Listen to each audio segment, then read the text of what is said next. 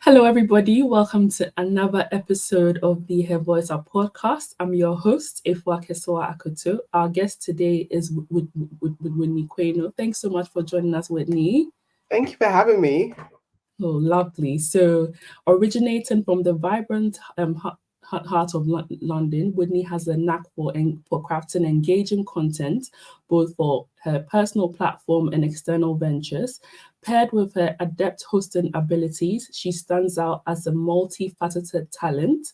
Noteworthy entries in her accomplished portfolio span from the ETV Ghana Breakfast Show, Live FM, and East London Radio. It's really good to have you here today for a really important discussion. So before we begin, I'll read the definition of what fibroids are from the NHS. So they define fibroids as non-cancerous growths that develop in or around the womb. They are made up of muscle and fibrous tissue, which vary in size. And a lot of women do not even know that they have these symptoms. So, Whitney, can you share with us your personal journey of your struggle with fibroids? Yeah, it's been a journey, and it's a journey that's still going at the moment. I just recently so I discovered that I had fibroids October 2015, and the symptoms I had was very heavy periods. So I think my periods were fine when I first had my period, and then gradually over time, it was fine for a very long time, and then gradually over time, when I got into my mid-20s, it got very heavy. But I thought that that's how my period is, and I think because it happened over time, it wasn't like one day it was normal, the next day it was extremely heavy. It happened over time, so I just adapted to it. And then one day I was on my period and I was on my way to work and wasn't feeling well, and I was on the train, and I remember standing there just kind of like hanging, not feeling well on the Victoria line, and at I think Finsbury Park, and on the journey from Finsbury Park to Highbury in Islington, I felt that I need to get off this train. I feel sick. So as I was getting off the train, I fainted and collapsed on the platform. And then everybody around me was helping me, and I was in a very toxic job then. And I remember the first thing I did when I woke up was I need to call my boss to tell her that I'm not coming in. Not even I need to call my parents, I need to call my family. I just need to call my boss and tell her I'm not coming in because she's going to think I'm doing something that I'm not supposed to do, or I'm doing something wrong. Anyway, long story short, I went to the doctors and we did a blood test, and they said my iron is very, very low. So me being on my period, I was losing a lot of iron, and that's why I was fatigued and I felt faint. And they did a blood test. My iron was very, very low, and they said, "How are your periods?" I said, "My periods are pretty heavy," and they said, "Okay, we need to book you in for a scan." And they booked me in for the scan, and as soon as they put the probe in, they said, "Oh, you got fibroids," just like that. So I think I fainted around August, and I had the scan in October, and that's when I was officially diagnosed with fibroids. And it's been a journey. The symptoms were really bad. I was craving ice. When you're low in iron, you just want to crave punch on ice all day long. So in it, and they said you're low in iron. I was like, I'm not low in iron, I'm fine. And also had really bad blood clots coming out of my periods, literally like golf balls coming out. It was really bad, and my periods were very, very heavy and leak all the time, and it was just so yeah, that was how I was first diagnosed with fibroids. Right. Wow. I'm just literally. I'm just trying to basically take it all in. So are you saying that before then you had literally zero symptoms? Like you felt like there was like you couldn't really feel that there was anything going on. Like No, and I didn't. I just felt like I just had heavy periods, but funny enough, as soon as I was diagnosed with it, Mm. feel it, if that makes sense. I could then, Right. in the mornings in particular, before I go to the bathroom, my Mm-hmm. bladder, and also another symptom is that you always need to go to the bathroom. Your bladder can't hold that much, so you Mm. always need to go to the bathroom because the fibroid is generally pressing onto your bladder. It's kind of like a pregnancy in a very weird way. So in the Right. so it was as soon as I was diagnosed with it, then I became aware of it. And then Mm. in the mornings in particular, before I go to the bathroom, I looked 3 months pregnant. It was like a little bump. I can even show the picture, Mm. a little bump. And it looked like, Wow. yeah. So yeah, it was a lot. And funny enough, that year I have had planned to move to Ghana, and I researched Mm. fibroids, and I realized that fibroids is to do with your environment and all these toxins. So I thought, okay, let me just go to Ghana, more nature, more fresh, and then maybe that will It shrink the. will be, yeah. Unfortunately, that wasn't the case. I went to Mm. Ghana, so I did a move anyway because I was Okay. in denial that I needed an operation. And then when I came, so that was December 2015, I moved. Then May Mm. 16, I came back for a checkup, and they did this internal scan when they put this long camera inside of me. It Mm-hmm. was horrendous to see as Mm. where the fibroids were and what type of Mm-hmm. operation I would need, because they needed to come out. It was getting in the way of my lifestyle. Um, Mm-hmm. when I was in Ghana, I was doing presenting ETV Ghana, and Mm-hmm. when my period, I would refuse to go into work. A, because I knew that Mm. if I sat on the sofa doing an interview for at least 10 minutes, I will 100% leak through. So I just refused to go into work. And Mm. they wasn't really understanding. They thought, oh, it's natural, you're just on your period, it's not a big deal. And I'm like, this is what Yeah. period. This is like tap, like just open gush of blood coming out. Mm-hmm. I can't control it. And Mm. yeah, it was just a lot. And then when I came back, they said, yes, we need to actually cut you open. You've got 3 fibroids. One is Wow. the size of a baseball, and the other two are quite big, but they basically need to come out, or you're gonna have to deal with this lifestyle. And it was just honestly getting in the way of my life. And I just was like, just Mm-hmm. about. I was like, as long as you can preserve my uterus and Mm-hmm. get it all taken out. And they said, no, we just Yeah. take it out. And so then August 2016, I had my operation. I had a myomectomy, and Right. it went well. It went, Mm-hmm. yeah, they took it out. So I think they thought there was two, but eventually it was three when they opened me up. And recovery took about, let's say about, I would say properly 4 to 6 weeks, but I was able to be mobile after 2 weeks. I Okay. spent 3 days in a hospital. And through that, unfortunately, I had a side effect whereby Mm. I'm someone that scars easily. So I can get a keloid. I didn't know that until Mm. that I could get a keloid. I thought if you pierce your ears and get a keloid, that means you're prone to keloid. Yeah. It Mm-hmm. it depends on the type of cut you have. And so Right. that internally, it's like I Mm-hmm. developed not keloids, but over healing of the wound on my wound. And then eventually that closed up the whole of my uterus. So then when I would have periods, there's nowhere for the blood to go because everything is blocked up, Right. Mm-hmm. overscarred itself. So every single month, I remember I have this tremendous this pain, Mm. but no blood. But it's every single month, and I had to honestly be off work. I couldn't go into work. It was just so painful. Imagine something is trying to get out, but there's nowhere for it to go. Mm-hmm. Um, Mm. so eventually, I had an operation for that. So with that one, it wasn't as invasive. They just went through the cervix, unblocked it, and they put a Okay. coil there, to Right. keep the walls apart so that everything can flow down. Mm-hmm. After a year and a half with this coil, I thought I need to take out this coil eventually. After a year and a half, Yeah. surely it's fine. I can take out the coil, and there's that. So I took out the coil. So that was maybe around June 2019. I took out the coil, and then Mm. a month later, I didn't get a period. So it had closed up again. So I went to the hospital, told them, and they said, okay, we're going to operate on you, but we're not going to put anything in there. And if it closes up, there's not much we can do. And then I shed all the tears. I was thinking about, children in the future, all of Mm-hmm. this. I was just so upset. Um, and then that's when I think I really found God, because I was just praying. Mm. I was really praying for healing, because that my body's trying to do what it wants to do, but there's a Exactly. yeah. Mm-hmm. So then December 2019, I had my third operation. Again, it wasn't as invasive as the first one. So those Mm. operations was daytime. I could leave Mhm. same day. So it wasn't anything that I need to stay in hospital.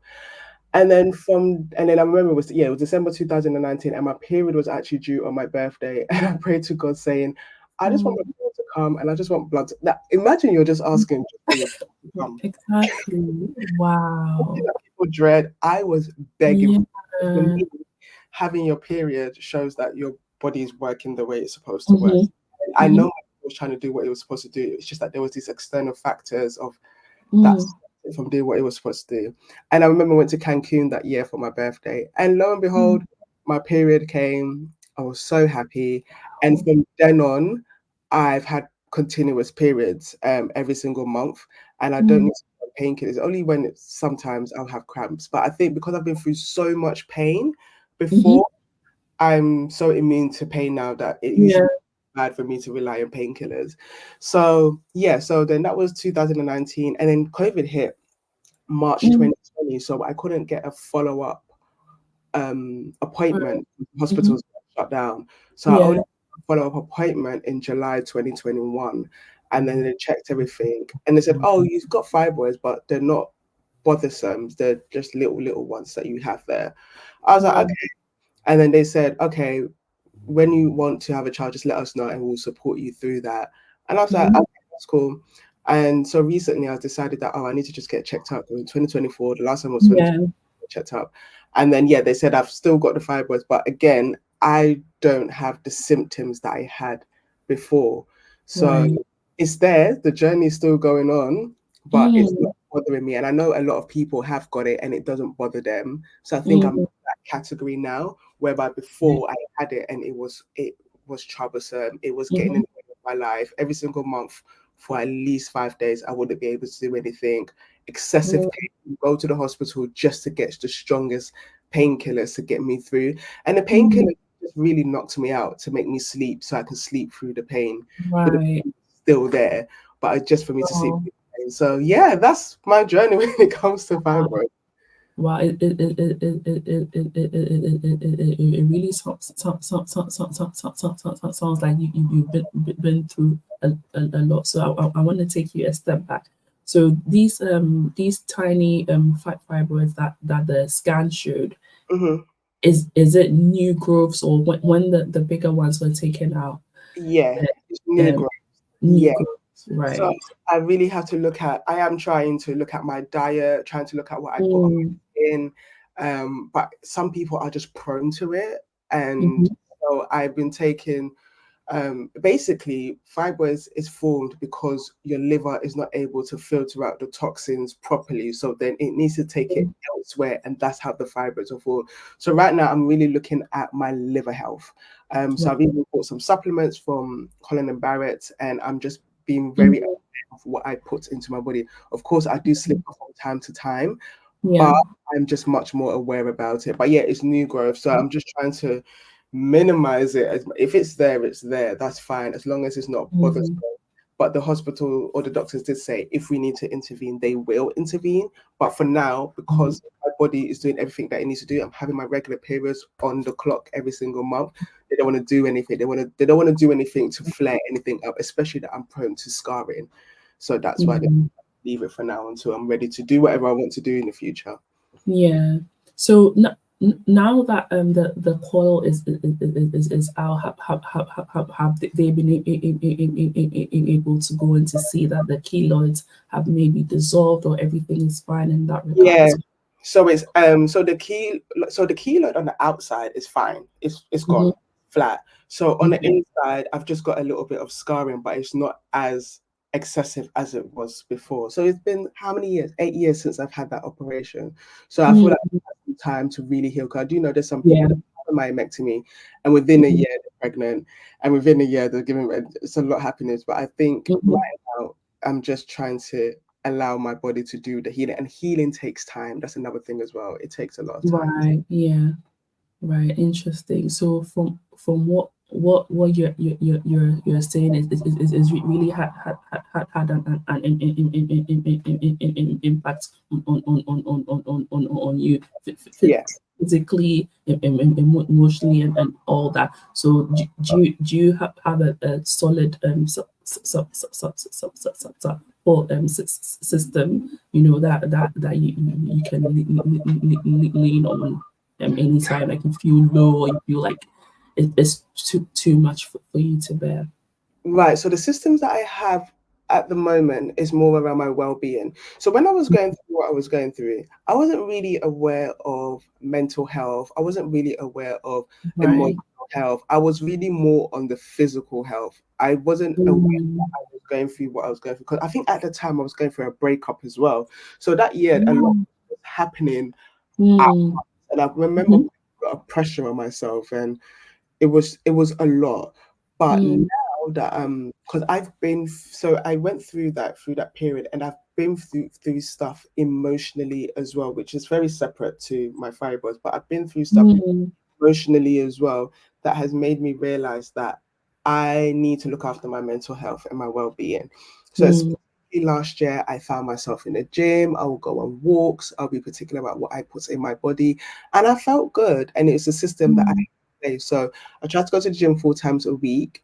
I try to look at what I eat. I try to stay away from red meat as well. I try to, but I'm mm. more strict about that, knowing that me fibers. But it's just so hard. It's really hard. I'm gonna Yeah, exactly. I can I mean, I imagine. have done a lot of research, and they do say that people prone to fibroids should be vegetarians. And Mm, what's funny is that the day that I actually fainted on the train was when I was trialing being vegan without me knowing anything. So that was also a big oh, drop in iron. So maybe the iron that I was getting and what yeah. food I was getting, it had come out of my diet. So I think that's what Mm, triggered me to faint on the train. Because obviously I was having these heavy periods before. Why is it only this particular time? But I do know mhm, that diet is a huge factor. But yeah, I do have systems in place whereby journaling and just being very, very, very grateful for what I have. Because I think as human mm, beings, we're always yearning for more. We always want more. We don't yeah. actually understand that we're actually standing in an answered prayer right now. I once Yes. upon a time was Wow. I love that. waiting for my period to come. Now my Mm, comes like clockwork, and I'm just trying to acknowledge that I mm, answered prayer. So I think gratitude, mental health, doing therapy mhm, as well, speaking about this, and just trying to share the knowledge that I have with other people, because it's not easy. And I think mm, as women, we're very sensitive when it comes to our reproductive organs, yeah. and they can do, because I feel that some it's deemed that women are just put on this earth to just bear children, and that's it. Mm, So if you can't mhm. do it, then you are not a woman. So You're I've been female. all of Mm, that emotion, like, oh, would I not? And that's honestly yeah. up to God at the end of the day. But I just have right now I'm in a place of just gratitude, because there's some people that have much less than me, but Mm, still so happy. So mhm, it's just gratitude and just being aware of my mental health and understanding that, okay, today I'm not really having a good day, and giving grace to myself as well, because I did put a lot of pressure on myself back then, but now I'm mm. just leaving it to God, to be honest. So that's the systems that I have to kind of deal with all of this. Wow, that's really good. So when your first scan took place, and you were basically told you had them, would you say that your GP gave you the necessary information, or you had that support, or you were basically thrown in the wild? I think it was a mixture of both.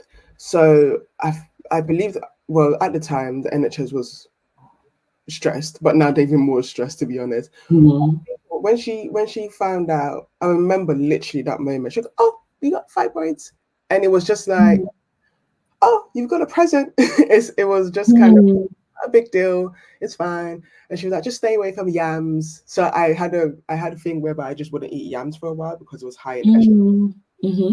I heavily went into research mode, and it's a good thing and a bad thing, because I have Yeah. that when people have gone through something so horrendous, they tend to Mhm. rent it out on the internet.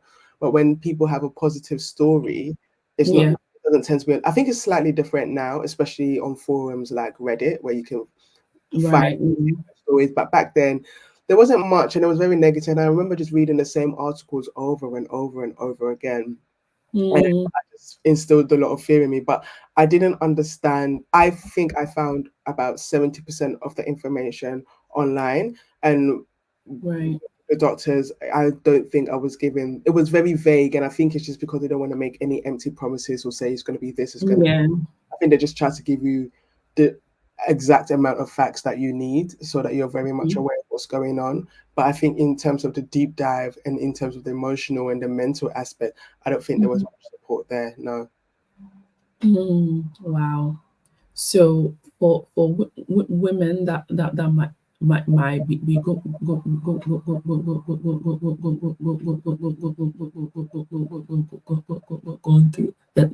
the same situation. Now, what is the key tip that you give them? I would say have so much grace on yourself. Just understand that your body is doing the best that it can, and Mm, don't feel any resentment towards yourself. You be very, very kind to yourself during this mm, moment, and just take one day at a time. yeah. Reach out to people that you know that may be impacted. I've spoken to at least 10 different people about my Mm, experiences, just trying to reassure them and giving them tips. yeah. There's different operations depending on where your fibers are. The one that I had was the myomectomy, which is the most invasive one. So I've got a C-section scar as if I've had a baby, but it's just literally Mm, take out the fibroid. And prior to mm, that, I would just say do a lot of walking, do a lot of water, and just mm, keep moving, especially your pelvic area, and strengthen it. mm, And I would say reformer Pilates as well, but also have a mm, support system on the if you were to have the procedure, the myomectomy, just make sure you have someone mm, that's there for you, so that when you do wake up, you can see a familiar face. Um, mm, there are other procedures where it's keyhole and it's not as mm, invasive, but I would just say do the same things to look after yourself during that time. You don't have to go through the operation route. I mean, there is the holistic route as well. I Mine was just getting in the way of my life, and I'm very bubbly, I'm very extroverted, mm, going out, and this was just making me stay in. mm, I hate being sick. I don't like it. mm, All about health is wealth, and that was the right decision for me to make at the time. I'm mm. sure there were other routes to it, but I just needed it to just come out because it was very bothersome. But I'll just say, yeah, just have a very good, strong support system. Try not to Google so much. Try not to Google it. I know it's hard. Mm, I think back then it was YouTube videos I was watching, and there wasn't much on okay. it as well. So there's only limited Mm, information. I think there's way more now. I didn't even know July was Fibroids Awareness Month. I didn't know that. yeah. Oh, I didn't know. Um, but yeah, just have a very good, strong system around you, and just know that your body is doing the best that it can, and just try to Yeah. aid your body, aid your body into doing its best. So right now, I know that my liver is not filtering all the toxins out properly, so I'm going to aid my liver. I'm going to help my liver. Mm. So yeah, just try, give yourself a lot of grace during this season. So, in doing the removal of operation, would you say it was very difficult on you, like to make that decision, or because you knew it was your last resort, you just said you wanted to do it? It was difficult to make that decision just because, first of all, I didn't want a scar. Mhm. One of the first questions, like, how big is the scar going to be? Yeah. Um, and but I knew that that's what I needed to do. Right. Yeah, I knew that that's what I needed to do. I researched a lot. I remember the night before the operation, actually, I was so scared. I was sweating, Mm, sleep. I was very terrified. And but I knew that that's what I needed to do to become better. mm, It just needed to be done mm, because my life quality was terrible. It was mm, terrible. Every single month of work, and then just being in that pain. I remember as I when we ran mm, painkillers, I think I was on Concordimab, like the strong stuff, mm, out of it, and then I called the doctors to get a new prescription, and then they just gave me the weakest pain. I know my painkillers now. They gave me the weakest. mm, I just sat there crying because I was just in so much pain. I remember mm, to the hospital, I was in fetus position on mm. on the kitchen floor because I was in so much pain, and I was just like, I just want the pain to stop, and it's a constant pain every single month. Yeah. I just knew that I needed to have this operation. If I Yeah. didn't have the operation, my quality of life would have just been very, very poor. I remember even when I was flying back from Ghana, when I Mm, moved for my checkup, I was on my period on the plane, and I was literally sat there with like, I think I got a towel to just sit because I knew that I would leak in the chair. mm, It's not a way of life, and yeah. there was no pad, no nothing that was strong enough to hold the amount Wow. of blood that was coming. I was giving birth to blood clots, Gulf blood clots, like this size, Mm, just coming out. It was horrendous. I remember I was at work one time when I was still in London, and I mm, sneezed, and a gush of blood came out, and I was wearing light jeans, and I had a blazer, so I had to tie my blazer mm, around my waist. And I remember my boss wanted lunch. I was her PA. My boss wanted lunch. mm, Run, get her lunch, then run to Topshop and get black leggings right there and there just to change, and then mm, change myself. And it just wasn't a quality of yeah. or it just got in the way of everything. And it's inevitable that it's going to come every single month. So I Yeah. just decided that I just needed to have this operation. And then my periods was better after the operation. But Mm, unfortunately, I then had the over scarring and then yeah. had to go through all of that. So I'm going to say, so it was August 2016 that I had my first Mm, operation, and December 2019 that I had my last operation. And mm, I can honestly say from December 2019 to now, July 2024, my periods have been seamless. My periods don't get in the way of my life. I used to have to plan my life around my periods to make sure that I'm not wow. doing anything during that time because I will just be out. I'm not Mm, allowed to do anything. So it wasn't a hard decision, but I didn't want to have the operation. I didn't want it, mm, but I knew I had to have it. you had to do it. Yeah. I didn't want to do it. That was like the last resort. Yeah, it was the last resort.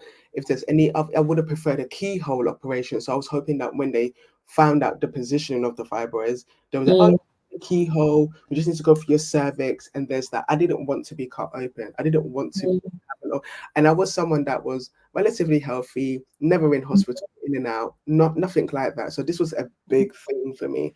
So I yeah. didn't want to, but I knew I needed to. So Wow.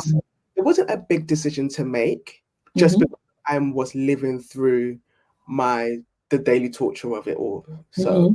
yeah. Wow, that is really brave. So for the women that are listening to us today, or are tuned in, if you're going through it, just face your fear, do Yeah. it, and just basically move on. Move on, yeah. I mean, I Life. wouldn't say an operation is the answer for everyone. Every case is very, Mm, and yeah, it comes with what you believe as well. And yeah, everybody do what's best for you. It was best for yeah, me at the time. yes. Yeah, that was honestly the best decision I could make at the time. Mm, When I was in Ghana, I'll be driving mm, through my car seat just because. I mean, mhm, and it's not like I'm not changing my periods in the amount. It's just what is coming out. It cannot hold it. It mhm, can't hold it. And I remember mm, saying that some women wear nappies, and I was like, do I want to do that? Do I mm, want to do that? So do what's best for you. yeah. Um, you can do a lot of research. You can try maybe the Mm, holistic routes because do know that there's some herbs that people do take. I did try that route, but I think mm, mine was so far advanced that yeah, no. So I think right now, what I have now, I can go the holistic route if I because want. you have the smaller Yeah, ones it's now. small and it's not bothersome, so it's just Yeah. trying to know what's happening. Yeah, Mm, and of course, me trying to support my liver as well. I think that it's the yeah. liver. That's the key to it. That's the root cause of it. It doesn't just pop out of nowhere. It's because your liver is not able to filter through the toxins that come through your body, and so Mm, it is elsewhere and it forms a fibroid. So yeah, but definitely do what's best for you. right. So you spoke about what what work, and not feeling comfortable, and basically have been to take time off. Do you think that that, that there's ways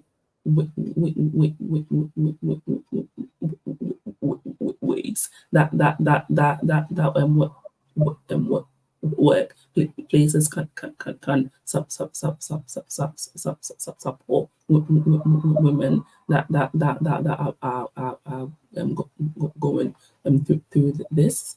Yeah, definitely. So I was working at a law firm.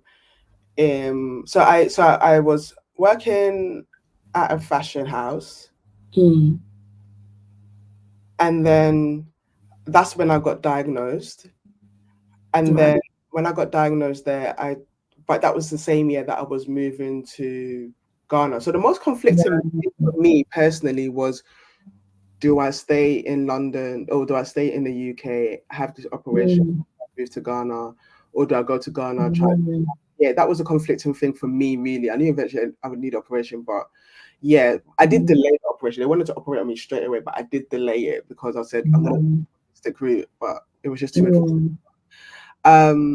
So then the fashion house, I don't know. I don't think I even asked for support, but it was a very toxic environment anyway. So we left it as when I moved to Ghana and I was doing my presenting, they weren't really understanding to the point that I needed to be off every single month. They didn't, and I understand it because I'm doing live presenting on TV. So yeah, they need you.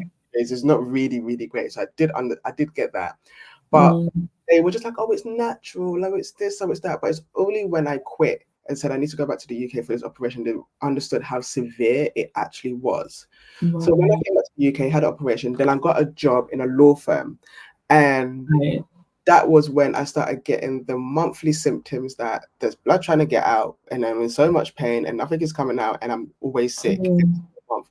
So when I realized what was going on, I sat down with them and I told them exactly what's happening. And then they basically said, that's fine. You can be off for when you need for those couple of days in a month. So there was a Right. support there.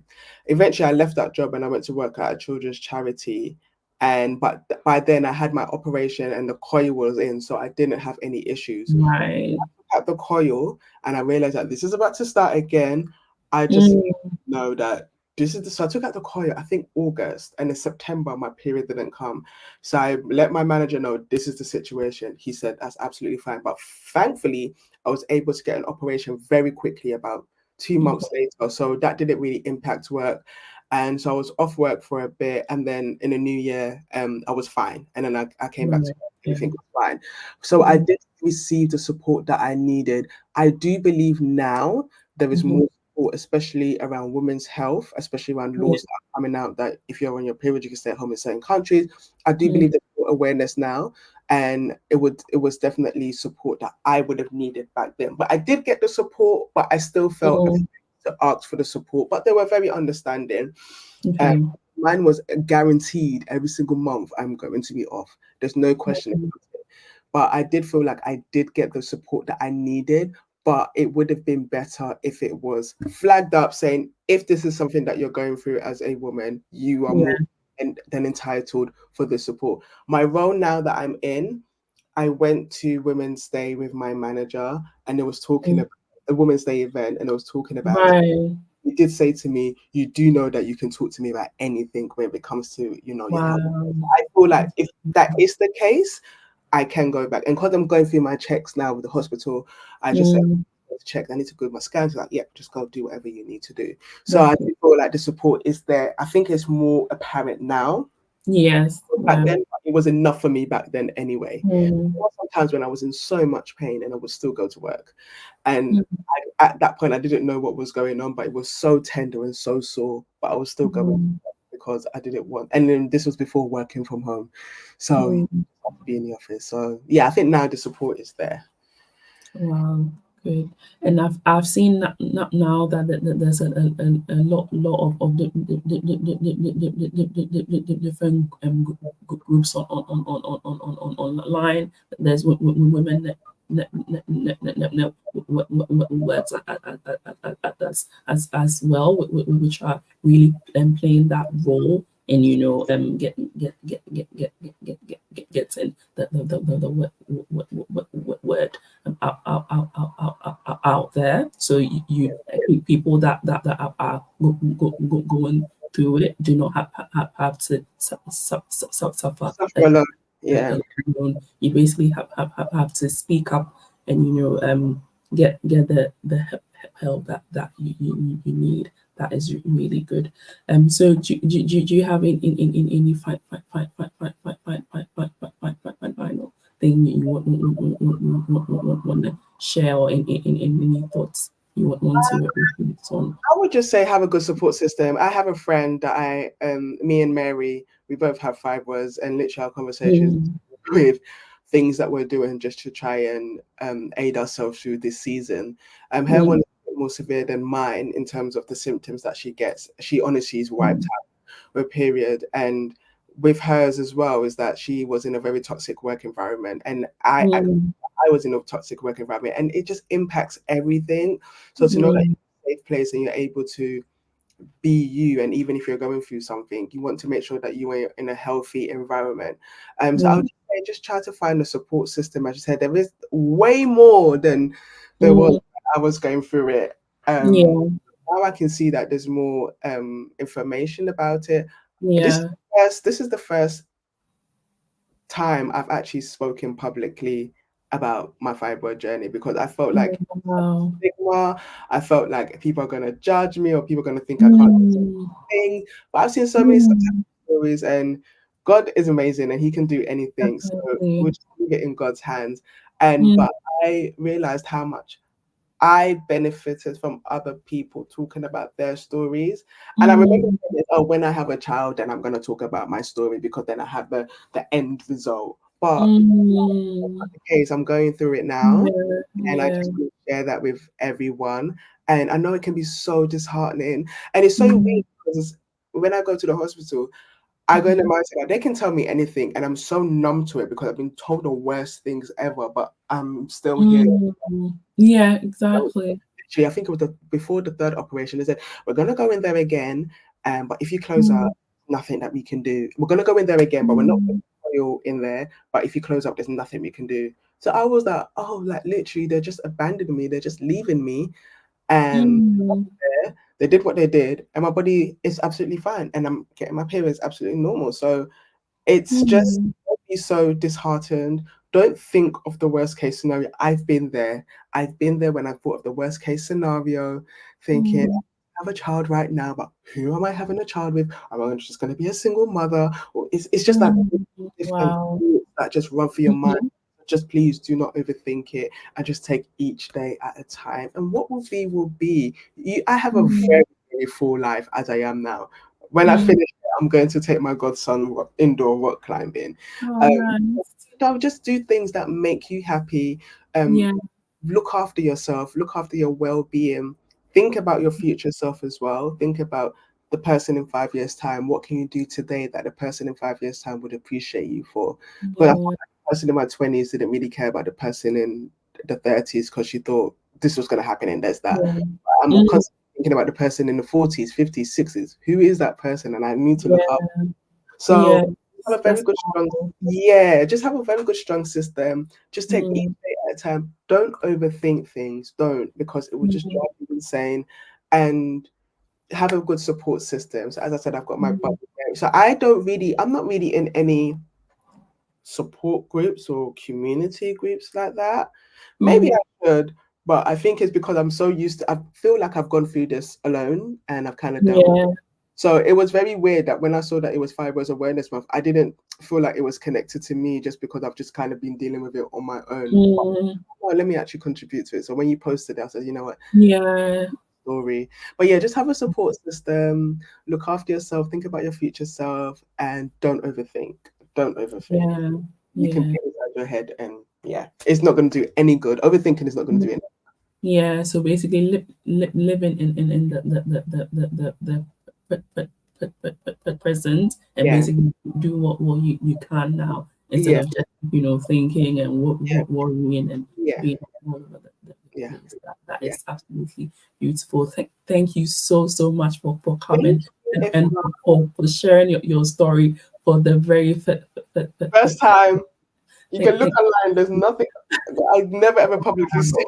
Never. thank you You know what? I so just wanted to share. It's just so thank you so much for seeing this as your safe space to come and share. So we really appreciate you coming today. Thank you so much. thank And you. before we go, can you share with us your network, if you have an Instagram or any social media, so Oh. people can follow your journey? Yes, so my Instagram is Whitney.Q, as in queuing up. So Whitney, WHITNEY.QUEUE. Um, and on there, I do mostly my hosting. I do a lot of hosting and Mm, some travel. I used to travel a lot, but I don't travel that much anymore. Some travel and mm, just lifestyle and just a positive corner of the internet. That's what I like to call it. mm. Same thing with my TikTok as well, Whitney.Q. Yeah, I think that's one of the social media platforms that I'm on. I used to be on everything, but yeah, I've No, scaled it. you scroll. Oh, nice. Thank you so much, and thank you all for tuning in as well. We'll catch you on the next episode. Bye. Bye.